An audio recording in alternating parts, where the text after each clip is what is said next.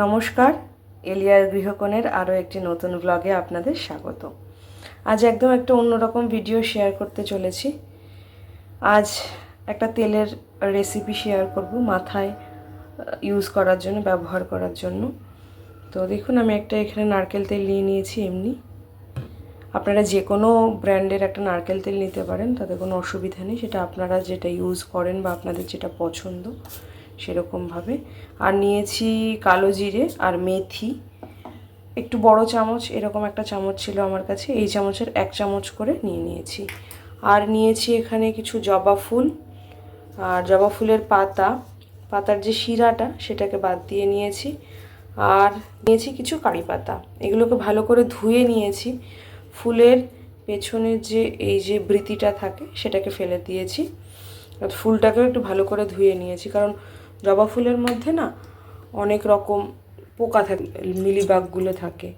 এই দেখুন, তেল আমি দিচ্ছি কড়াইতে। কড়াই অলরেডি গরম হয়েই রয়েছে আমার। এবার যখন এই তেল জলওয়ালাগুলো দেবো তখন ছিটকাবে। যেহেতু পাতাগুলোতে জল আছে, আমি একটু একটু চেপে চেপে দিচ্ছি যাতে জলগুলো একটু টেনে যায়, নাহলে না তেলের ওপরে দিলে পুরো ছিটকাবে, এমনিও ছিটিয়ে আসবে। আগে থেকে ধুয়ে রাখতে আমি ভুলে গেছি, যার জন্যই এই সমস্যাটা হয়েছে। একটু আগে থেকে ধুয়ে রাখলে জলটা ঝরে যায় ভালো করে।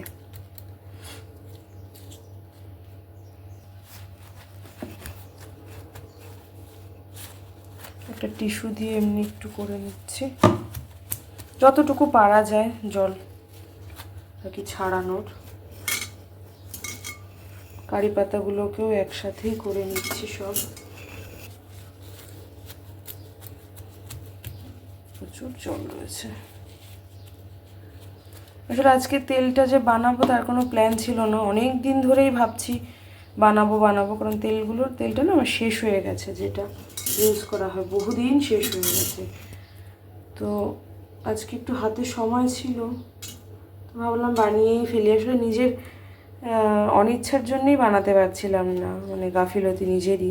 পুরো আজ ইচ্ছা করছে না, কাল বানাবো, কাল ইচ্ছা করছে না, পরশু বানাবো, এই করেই আর বানানো হয়ে ওঠেনি।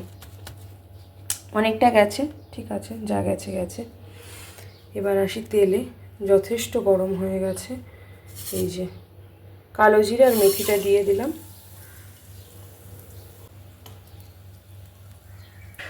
এবার ফুলগুলোকে না একটু থেতো করে নেব, একটু ফেলে একটু থেতো করে নেব, ব্যাস।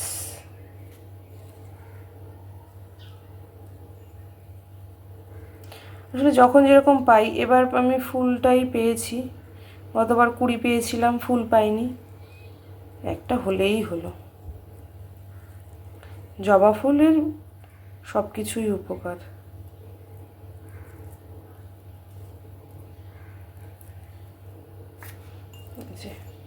হালকা একটু থেতো করে নেব, এমনি নরম ফুল থেতো হয়েও গেছে।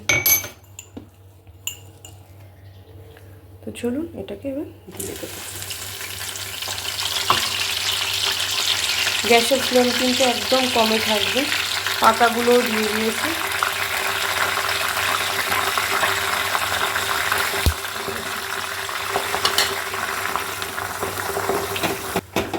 একদম না ফুলে ফেপে ওঠে যখনই আর কি গ্যাসটা দেওয়া হয়, তেলটা সঙ্গে সঙ্গে ফুলে উঠে পড়ে যেতে থাকে।